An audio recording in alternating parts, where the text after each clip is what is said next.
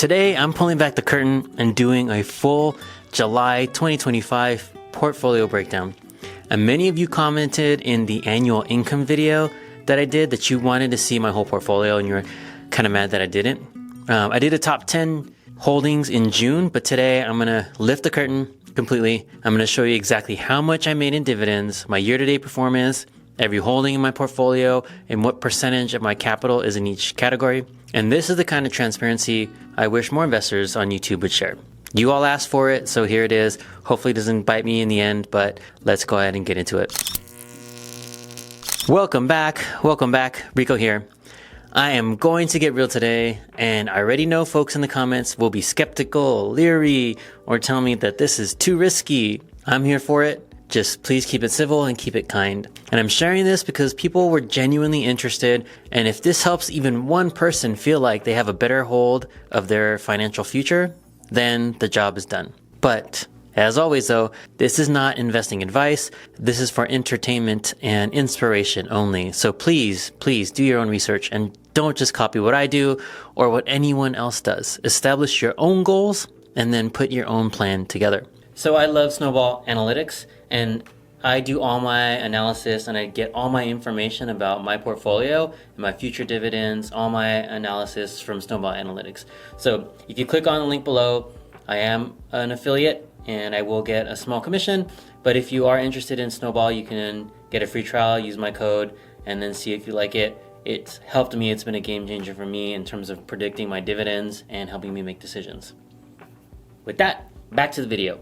With all that out of the way, let's talk income. So in July alone, my portfolio generated $7,210.92 in distributions, and that's real income hitting my brokerage account. And remember, I'm using 50 to 60% of that to supplement my living costs, and the rest is for taxes and reinvestment. I'm currently projected to bring in $104,000, more than that, a little more than that, for all of 2025. And that works out to around $8,700 a month, or roughly $286 a day. And that's enough for me to comfortably cover living expenses and then reinvesting for growth and to give myself a raise every month. And my goal is financial flexibility, not just to retire early, but living life on my terms. And this income stream is what makes that all possible for me. I love coaching, so I'll always do that, but I don't want to have to work forever. So from May 20th to August 4th, my portfolio has increased by $65,761 in value alone. When you include dividends, I'm up $73,098.84 year to date. And this number starts in May because I switched brokerage accounts because I wanted to consolidate and make transactions easier. My personal rate of return would be a lot higher because I had a much lower cost basis in my previous brokerage account. But for this video, I want to stay accurate to what I can show you. Just know that I will do this each month, and May 2025 will be the starting date. Sorry, that is what it is. I want full transparency. I'm not going to make up numbers, so I want you to be able to see it all. That's a problem for you. I get it. Okay, so since May, yes, I'm technically trailing the S&P by about 1.68%, but that's fine by me. Like I said, my original cost basis was lower, plus my portfolio isn't designed to chase maximum upside. It's designed to pay me consistently. I have tax-deferred accounts that I have for growth for my 401k and IRA, and I don't need to beat the market with my brokerage account. I need this account to pay me. Comment down below if you've been beating or keeping pace or lagging the S&P. I'd love to hear how you're doing it and what you're investing in, or if you track the NASDAQ, how you're doing compared to the NASDAQ. I always love hearing people's feedback and what they're investing in. Okay, now that we talked about how much I made, let's look at where that income actually comes from. Now, I'm pretty top heavy, I do know this, but that will adjust over time with reinvestments and then reallocations. So for now, this is how my distribution income is broken up. So ULTY, the Yield Max Ultra Option ETF, makes up 35.4% of my monthly income. It's definitely a lot right now, but this number will decrease each month as I reinvest distributions into some of my more stable plays like QQQI, JEPQ, Energy Transfer, and Agree Realty. Next up is BTCI, which is the NEOS Bitcoin High Income ETF. This makes up 13.3% of my income, and this is my Bitcoin play. I own Bitcoin and Ethereum, but I wanted a way to generate income from those funds, so I moved some to BTCI and continue to grow this position monthly. Now, QQQI, this is the NEOS NASDAQ 100 Income ETF, which makes up 12.6% of my income. And now this is my steady Eddie. It is my single biggest holding, which we'll get into later. Next up is AIPI, which is the Rex AI Income ETF, which makes up 9.2% of my distribution income. And I'm bullish on AI and tech, so for me, this ETF fits what I like, and I believe in it.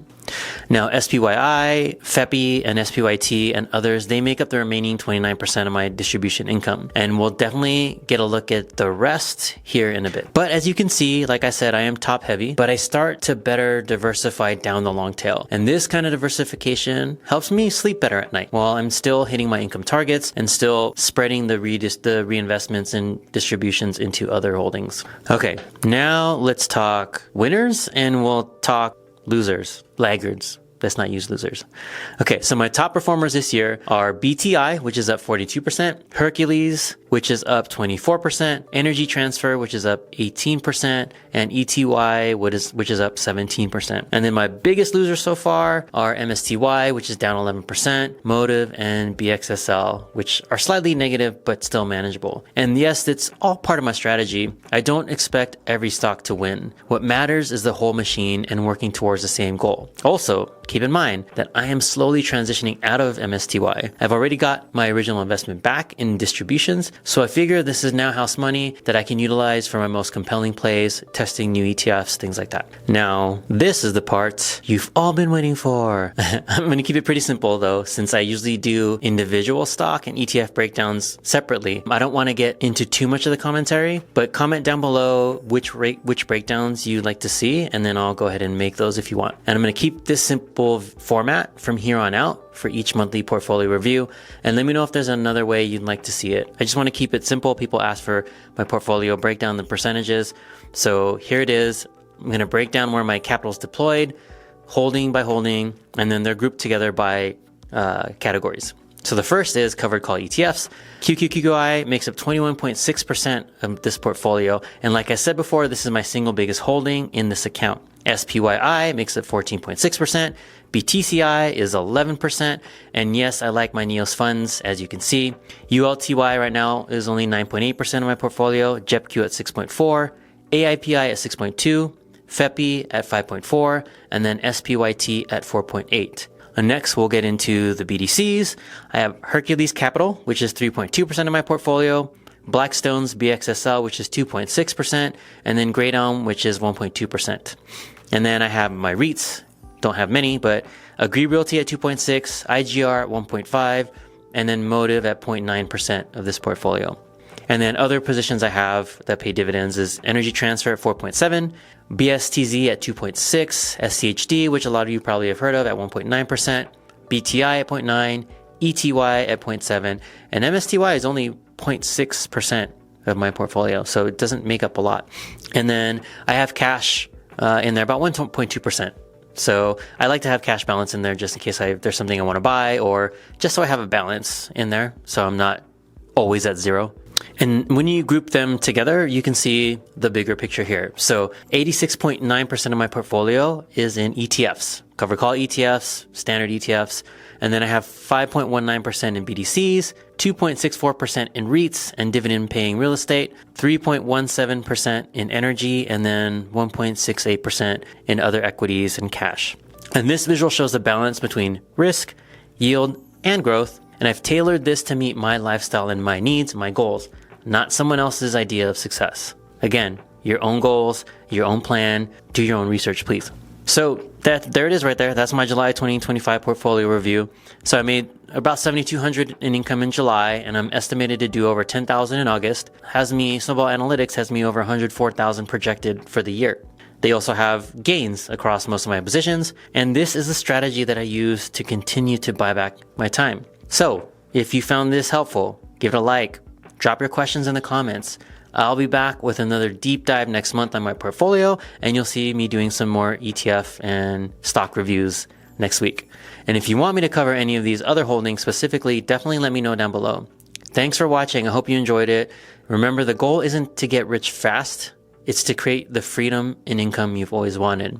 But to do that, you need to take action, and messy action is better than no action. Take care, everyone. I'll see you next time. Boom.